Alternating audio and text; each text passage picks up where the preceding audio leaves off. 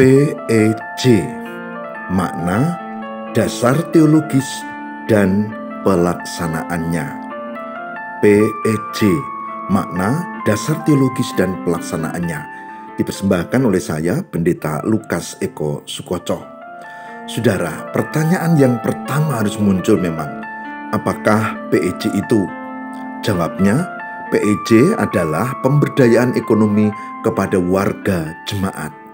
PEJ, pemberdayaan ekonomi jemaat, yaitu segala upaya yang dilakukan dalam rangka memberdayakan ekonomi warga jemaat dan masyarakat sekitar. Ya, tentu kita sudah biasa bahwa gereja tidak boleh egois, gereja juga hadir di masyarakat dan dia harus memikirkan tak hanya warga jemaat, tapi juga masyarakat sekitar. Itu ajaran tentang cinta kasih pada Tuhan, tapi juga tentang sesama. Nah, mari kita cermati lebih lanjut. Saya sudah memulai di Purworejo, di komunitas GKJ Purworejo, tapi juga komunitas GKJ di Klasis Purworejo melalui pemberdayaan berbasis komunitas. Maka nanti saya akan sharing pada periode yang kedua. Yang pertama kita bahas tentang PEJ terlebih dulu. Nah, tujuan kita adalah menyadari betapa pentingnya mengupayakan program pemberdayaan ekonomi jemaat dan masyarakat. Lalu ada dasar teologis yang jelas, kajian etis praktis yang gampang kita pahami, mengapa itu perlu berdasarkan firman Tuhan. Yang ketiga, kita memperoleh sharing pengalaman nanti pada bagian yang kedua setelah video yang pertama ini. PEJ, makna, dasar teologis, dan pelaksanaannya. Nah, semoga paparan ini menambah wawasan kita dan menjadi jelas mengapa PEJ sangat perlu. Pertama, karena itu panggilan kita sebagai gereja. Panggilan sebagai gereja. Yeremia 29 ayat 7 menegaskan bahwa kita tidak boleh hidup untuk diri sendiri saja. Usahakanlah kesejahteraan kota kemana aku buang, dan berdoalah untuk kota itu kepada Tuhan, sebab kesejahteraannya adalah kesejahteraanmu. Yeremia 29 ayat 7. Yeremia 29 ayat 7. Ini panggilan gereja adalah mengusahakan kebutuhan jasmani dan rohani jemaat. Gereja hadir bukan hanya untuk warga, tapi juga untuk masyarakat. 3 jenis panggilan ini muncul: bersekutu, bersaksi, dan melayani. Pemberdayaan anggota jemaat adalah tugas dan panggilan gereja untuk berdiakonia, untuk melayani. Ini panggilan. Yang kedua, perintah Tuhan Yesus. Perintah yang harus dikerjakan. Ya, perintah Tuhan Yesus. Perintah ini muncul ketika para murid mengusulkan, ada banyak orang sudah petang hari dan para murid mengusulkan, ini menjelang malam ada banyak orang, suruh mereka pergi ke kota untuk mencari makanan. Tetapi Yesus berkata, tidak perlu mereka pergi, kamu harus memberi mereka makan. Jawab mereka, yang ada pada kami hanya 5 roti dan 2 ikan. Yesus berkata, bawalah kemari. Ya, perhatikanlah, Yesus menegaskan tidak perlu mereka pergi, kamu harus memberi mereka makan, dan nantinya apa yang ada diberkati dan cukup untuk makan mereka semua. Sisa lagi. Yang ketiga, ini poin ketiga, belajar doa yang bijak dari Amsal 30 ayat 7-9. 2 hal aku mohon kepadamu, janganlah itu kau tolak sebelum aku mati, yakni jauhkanlah daripadaku kecurangan dan kebohongan. Jangan berikan kepadaku kemiskinan atau kekayaan. Biarkanlah aku menikmati makanan yang menjadi bagianku. Supaya kalau aku kenyang, aku tidak menyangkal engkau. Dan kalau aku miskin, aku tidak meninggalkan engkau. Amsal 30 ayat 7-9. Jangan berikan kepadaku kekayaan atau kemiskinan, tapi cukup saja. Yang keempat, ini penting, peringatan keras Rasul Paulus dalam 1 Timotius 6 ayat 10.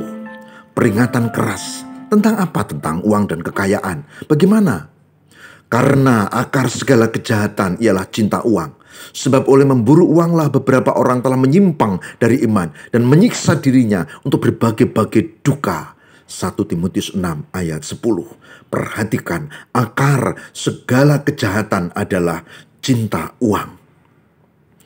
Nah, cinta uang, cinta kekayaan itu akar segala kejahatan. Peringatan yang kelima, jangan menjadi hamba uang. Ibrani 13 ayat 5.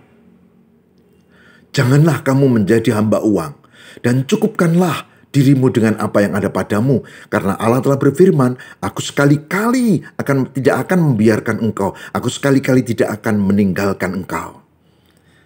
Perhatikan juga Amsal 11 ayat 28. Amsal 11 ayat 28. Ini juga penting untuk menjadi peringatan. Orang yang percaya akan kekayaannya, ia sendiri akan jatuh. Jangan mengandalkan kekayaan, tapi kekayaan kita butuhkan menjadi alat. Tapi jangan mengandalkan, jangan menyembah, jangan menjadi hambanya. Maka jangan pernah lupakan juga Amsal 14 ayat 20 tadi. Amsal 14 ayat 20. Perhatikan juga ini.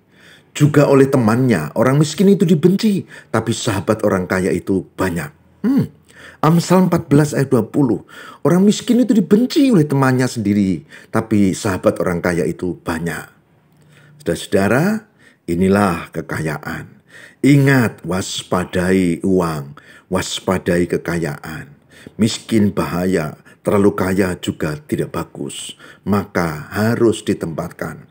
Para peneliti mengutip bahwa uang adalah masalah umum bagi kehidupan keluarga dan membuat perceraian. Masalah uang membuat orang menjadi bunuh diri, menganggap uang lebih penting dari ikrar perkawinan, itu juga masalah tersendiri. Nah, pertanyaannya, bagaimana sikap kita terhadap uang dan kekayaan? Apakah kita menjadi hambanya? Apakah kita berlagak tidak membutuhkan, tapi kita butuh? Bagaimana sikap kita? Sikap kita terhadap uang dan kekayaan menentukan apakah kita bisa bersikap bijak atau tidak.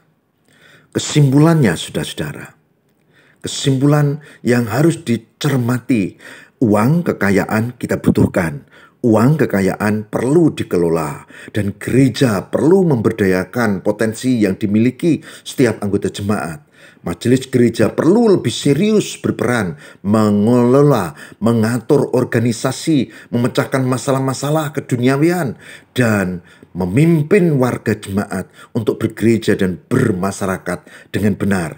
Jangan munafik, tidak butuh uang, tapi jangan mau jatuh menjadi penyembah uang. Maka memberdayakan, mengelola, melatih, berwirausaha itu penting. Ingat, majelis gereja sangat perlu, bahkan mendesak untuk melakukan program PEJ, pemberdayaan ekonomi jemaat, yaitu upaya apapun yang dibuat untuk memberdayakan jemaat. Sekali lagi, sikap kita itu yang menentukan. Kalau sikap kita memang mau bijak, maka program pemberdayaan ekonomi warga jemaat perlu diwujud nyatakan secara konsisten, serius, dan berkelanjutan. Nah, majelis gereja sekali lagi sangat perlu mendesak untuk melakukan program PEJ, pemberdayaan ekonomi pada warga jemaat. Segala upaya yang dilakukan untuk meningkatkan taraf hidup warga jemaat melalui usaha dan kegiatan yang berbagai macam. Saudara, selamat untuk ber-PEJ, itu penting dan perlu dan dibutuhkan. Selamat untuk ber-PEJ, lakukan PEJ mulai dari sekarang dan jangan ditunda-tunda lagi. Jangan ditunda-tunda lagi. Ya, PEJ itu sangat penting. Demikian sekilas tentang PEJ. Kita akan sambung pada bagian kedua nanti tentang bagaimana melakukan itu. Tuhan berkati. Terima kasih.